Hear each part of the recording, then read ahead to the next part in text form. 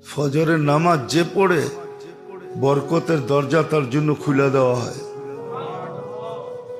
শুধু শুধু তো বলে নাই, সুবহ কি হাওয়া লাখো রুপিয়া কি দাওয়া। প্রবাদ বাক্যটা শুধু শুধু হয় না।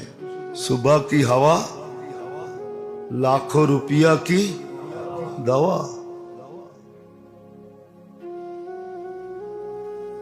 ফজরের বাতাস এটা জান্নাতের থেকে প্রবাহিত হয়। বরং ফজরের বাতাস গায়ে লাগায়া দোয়াও করা যায়